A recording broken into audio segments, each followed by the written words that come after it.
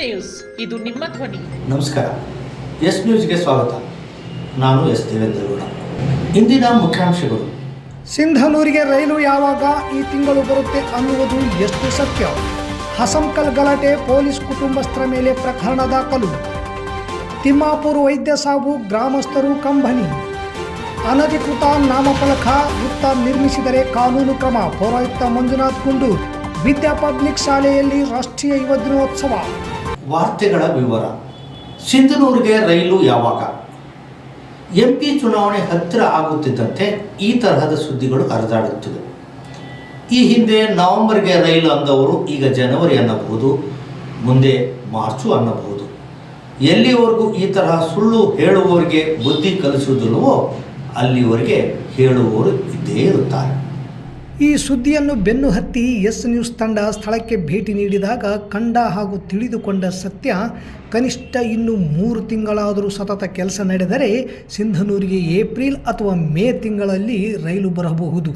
ಆದರೆ ರೈಲು ಬಿಡುವವರಿಗೆ ಎಲ್ಲ ಕೆಲಸ ಆದ ಮೇಲೆ ಉದ್ಘಾಟನೆ ಮಾಡಬೇಕು ಎಂದೇನು ನಿಯಮವಿಲ್ಲ. ಕೆಲಸ ನಡೆಯುತ್ತಿರಲಿ, ರೈಲು ಬಂದು ಹೋಗಲು ಹಳಿ ಇದ್ದರೆ ಸಾಕು ಎಂದು ತಮಗೆ ಅನುಕೂಲವಾಗುವ ವೇಳೆ ಉದ್ಘಾಟನೆ ಮಾಡಬಹುದು. ಯಾಕೆಂದರೆ ಆ ತರಹ ಉದ್ಘಾಟನೆ ಆದ ಬಹಳಷ್ಟು ಉದಾಹರಣೆ ನಮ್ಮ ಕಣ್ಣ ಮುಂದೆ ಇದೆ. ಸ್ಟೇಷನ್ ಕೆಲಸ ಪೂರ್ಣವಾಗಿಲ್ಲ, ಎಲೆಕ್ಟ್ರಿಕ್ ಕೆಲಸ ನಡೆದಿದೆ, ಪ್ಲಾಟ್ಫಾರ್ಮ್ ಕೆಲಸ ನಡೆದಿದೆ, ಅದು ಒಂದು ಕಡೆ. ಇನ್ನೊಂದು ಕಡೆ ಕೂಡ ಕೆಲಸ ನಡೆದಿದೆ. ಸಿಗ್ನಲ್ ಎಲೆಕ್ಟ್ರಿಕಲ್ ಕೆಲಸ ಇನ್ನೂ ಪ್ರಾರಂಭ ಆದ ಹಾಗೆ ಕಾಣುತ್ತಿಲ್ಲ. ವೈರ್ಗಳು, ಡಬ್ಬಿಗಳು ಹಾಗೆ ಕಾಣುತ್ತಿವೆ. ಹಳಿ ಕೆಲಸ ಇನ್ನೂ ನಡೆದಿದೆ. ಇಷ್ಟೆಲ್ಲ ಕೆಲಸಗಳಿದ್ದರೂ ನಮ್ಮ ಜನಕ್ಕೆ ಮೊನ್ನೆ ಬಂದ ಗೂಡ್ಸ್ ರೈಲು ನೋಡಿ ಇನ್ನೇನು ನಮಗೆ ರೈಲು ಬಂದೇ ಬಿಟ್ಟಿತು ಅಂತ ಸಾಮಾಜಿಕ ಜಾಲತಾಣಗಳಲ್ಲಿ ಖುಷಿಯನ್ನು ಹಂಚಿಕೊಂಡ ರೀತಿ ನೋಡಿದರೆ ರೈಲು ನೋಡುವ ತವಕ ಇದೆ. ಅದಕ್ಕಾಗಿ ಒತ್ತಡ ಹಾಕುವ ಮನಸ್ಸಿಲ್ಲ.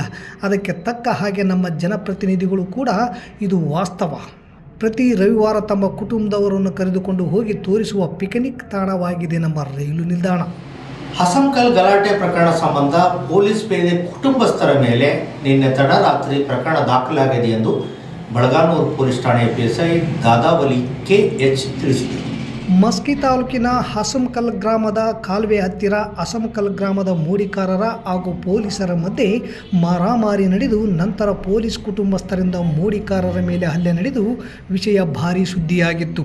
ಪೊಲೀಸರ ಮೇಲೆ ಹಲ್ಲೆ ಮಾಡಿದ ಮೋಡಿಕಾರರ ಮೇಲೆ ಪ್ರಕರಣ ದಾಖಲಾಗಿ ಪೊಲೀಸರು ಹಲ್ಲೆ ಮಾಡಿದ ಮೋಡಿಕಾರರ ಬಂಧನಕ್ಕಾಗಿ ಹುಡುಕಾಟ ನಡೆಸುತ್ತಿದ್ದು, ಮೋಡಿಕಾರರ ಮೇಲೆ ಹಲ್ಲೆ ಮಾಡಿದವರ ಮೇಲೆ ಕ್ರಮ ಕೈಗೊಳ್ಳುವಂತೆ ನ್ಯಾಯವಾದಿ ಶೇಖರಪ್ಪ ದುಮತಿ ಜಿಲ್ಲಾ ಪೊಲೀಸ್ ಅಧೀಕ್ಷಕರನ್ನು ಒತ್ತಾಯ ಮಾಡಿದ್ದರು.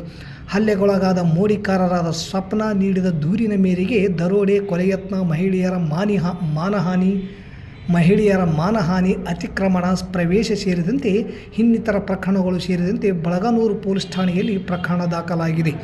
ಮೋಡಿಕಾರ ಮಹಿಳೆ ಸ್ವಪ್ನ ನೀಡಿದ ದೂರಿನ ಮೇರೆಗೆ ನಿನ್ನೆ ಪ್ರಕರಣ ದಾಖಲು ಮಾಡಿಕೊಂಡಿದ್ದು, ಘಟನೆ ನಡೆದ ಹಸಂಕಲ್ ಗ್ರಾಮಕ್ಕೆ ಹೋಗಿ CC ಕ್ಯಾಮೆರಾ ನೋಡಿ ಪರಿಶೀಲನೆ ನಡೆಸಲಾಗುತ್ತಿದೆ ಎಂದು PSI ದಾದಾವಲಿ KH ತಿಳಿಸಿದರು. ಖಾಸಗಿ ವೈದ್ಯ ಸಾವನ್ನಪ್ಪಿದ ಕಾರಣ ಗ್ರಾಮಸ್ಥರು ಕಂಬನಿ ಮಿಡಿದ ಘಟನೆ ತಿಮ್ಮಾಪುರ ಗ್ರಾಮದಲ್ಲಿ ನಡೆದಿದೆ. ತಾಲೂಕಿನ ತಿಮ್ಮಾಪುರ ಗ್ರಾಮದ ಖಾಸಗಿ ಆಸ್ಪತ್ರೆಯ ವೈದ್ಯರಾದ ಡಾಕ್ಟರ್ ರುದ್ರಮುನಿ ಸ್ವಾಮಿ ಸಾವನ್ನಪ್ಪಿದ್ದಾರೆ. ವೈದ್ಯ ಸಾವನ್ನಪ್ಪಿದ ಸುದ್ದಿ ಕೇಳಿ ಇಡೀ ಗ್ರಾಮವೇ ಶೋಕ ಸಾಗರದಲ್ಲಿ ಮುಳುಗಿದ್ದು ಕಂಡುಬಂದಿದೆ. ಡಾಕ್ಟರ್ ರುದ್ರಸ್ವಾಮಿ ಸುಮಾರು ವರ್ಷಗಳಿಂದ ತಿಮ್ಮಾಪುರ ಗ್ರಾಮದಲ್ಲಿ ವೈದ್ಯ ವೃತ್ತಿ ಮಾಡುತ್ತಿದ್ದು, ಹಣ ಇಲ್ಲದ ಬಡವರು ಹಾಗೂ ನಿರ್ಗತಿಕರಿಗೆ ಉಚಿತ ಚಿಕಿತ್ಸೆಯನ್ನು ನೀಡುವ ಮೂಲಕ ಬಡವರ ಪಾಲಿಗೆ ಪ್ರೀತಿಯ ವೈದ್ಯರಾಗಿದ್ದರು. ತಿಮ್ಮಾಪುರ, ಎದ್ದಲದೊಡ್ಡಿ, ಹೆಡಗಿನಾಳ ಸೇರಿದಂತೆ ಸುತ್ತಮುತ್ತಲಿನ ಹಳ್ಳಿಗಳಿಂದ ಜನರು ಬಂದು ಇವರ ಹತ್ತಿರ ಚಿಕಿತ್ಸೆಯನ್ನು ಪಡೆದುಕೊಂಡು ಹೋಗುತ್ತಿದ್ದರು. ಹಣ ಇರಲಿ ಬಿಡಲಿ ಯಾವ ರೋಗಿಗಳು ಬಂದರೂ ಚಿಕಿತ್ಸೆ ನೀಡುತ್ತಿದ್ದರು. ಇದರಿಂದ ಬಡವರ ವೈದ್ಯರೆಂದೇ ಹೆಸರುವಾಸಿಯಾಗಿದ್ದರು. ನಿನ್ನೆ ರಾತ್ರಿಯ ಸಮಯದಲ್ಲಿ ರೋಗಿಯ ಕಡೆಯವರು ಮನೆಗೆ ಬಂದು ಚಿಕಿತ್ಸೆ ನೀಡುವಂತೆ ಹೇಳಿದ ಕಾರಣ ಚಿಕಿತ್ಸೆ ನೀಡಲು ಹೋಗುವಾಗ ಎಡವಿ ಬಿದ್ದು ವೈದ್ಯ ರುದ್ರಸ್ವಾಮಿ ಸಾವನ್ನಪ್ಪಿದ್ದಾರೆ.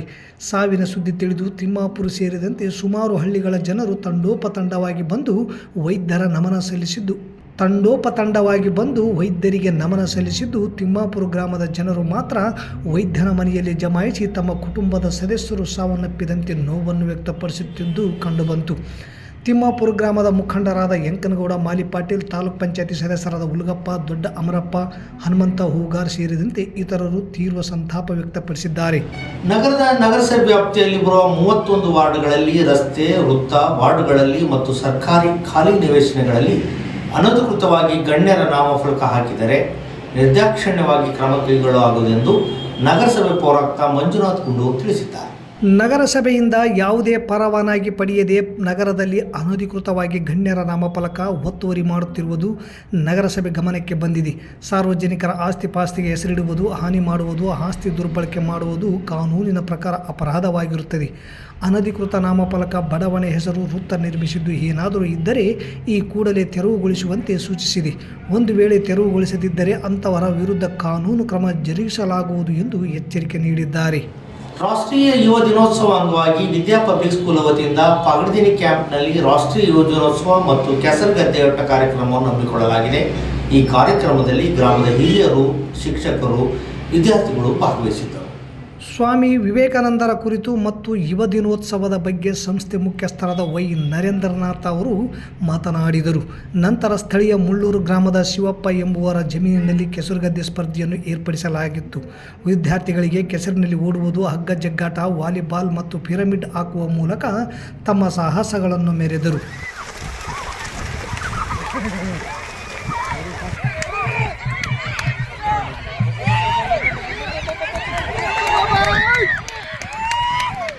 ಇವತ್ತು ರಾಷ್ಟ್ರೀಯ ಯುವ ದಿನೋತ್ಸವದ ಅಂಗವಾಗಿ ತಮ್ಮೆಲ್ಲರಿಗೂ ಶುಭಾಶಯಗಳನ್ನು ಹೇಳ್ತಾ, ಈ ವೇದಿಕೆ ಮೇಲೆ ಕೂತಿರುವಂಥ ಎಲ್ಲ ಹಿರಿಯರಿಗೂ ಮತ್ತು ನಮ್ಮ ಶಾಲೆಯ ಎಲ್ಲ ಉಪಾಧ್ಯಾಯ ವೃಂದಕ್ಕೂ ಕೂಡ ಶುಭಾಶಯಗಳನ್ನು ಹೇಳ್ತಾ ನಾನು ಮಾತಿಗೆ ವಿರಾಮ ಹೇಳ್ತೀನಿ.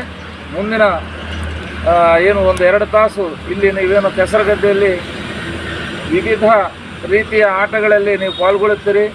ಅದು ಕೇವಲ ಟೈಮ್ ಪಾಸ್ ಆಟಗಳೆಲ್ಲ, ಒಂದು ಸಾಹಸಯುತ ಆಟಗಳು ಮತ್ತು ನಾವೆಲ್ಲರೂ ಕೂಡ ಸೇರಿ ಒಂದು ನಮ್ಮ ಸೋಲು ಗೆಲುವನ್ನು ಸಮನಾಗಿ ಸ್ವೀಕಾರ ಮಾಡಬೇಕು ಅನ್ನೋ ಒಂದು ಭಾವನೆ ಬರಬೇಕಂದ್ರೆ ಅದಕ್ಕೆ ಕ್ರೀಡೆಗಳು, ಆ ಕ್ರೀಡೆಗಳ ಒಂದು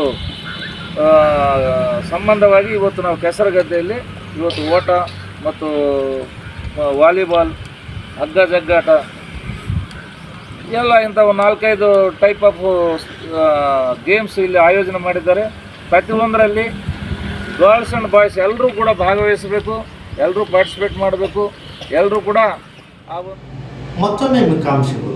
ಸಿಂಧನೂರಿಗೆ ರೈಲು ಯಾವಾಗ ಈ ತಿಂಗಳು ಬರುತ್ತೆ ಅನ್ನುವುದು ಎಷ್ಟು ಸತ್ಯ? ಹಸಂಕಲ್ ಗಲಾಟೆ, ಪೊಲೀಸ್ ಕುಟುಂಬಸ್ಥರ ಮೇಲೆ ಪ್ರಕರಣ ದಾಖಲು. ತಿಮ್ಮಾಪುರ ವೈದ್ಯ ಸಾವು, ಗ್ರಾಮಸ್ಥರು ಕಂಬನಿ. ಅನಧಿಕೃತ ನಾಮಫಲಕ, ವೃತ್ತ ನಿರ್ಮಿಸಿದರೆ ಕಾನೂನು ಕ್ರಮ. ಪೌರಾಯುಕ್ತ ಮಂಜುನಾಥ್ ಗುಂಡು. ವಿದ್ಯಾ ಪಬ್ಲಿಕ್ ಶಾಲೆಯಲ್ಲಿ ರಾಷ್ಟ್ರೀಯ ಯುವ ದಿನೋತ್ಸವ. ಇಲ್ಲಿಗೆ ವಾರ್ತಾ ಪ್ರಸಾರ ಮುಕ್ತಾಯವಾಯಿತು. ನಿರಂತರ ಸುದ್ದಿಗಾಗಿ ವೀಕ್ಷಿಸಿ ಎಸ್ ನ್ಯೂಸ್. ಇದು ನಿಮ್ಮ ಧ್ವನಿ. ನಮಸ್ಕಾರ.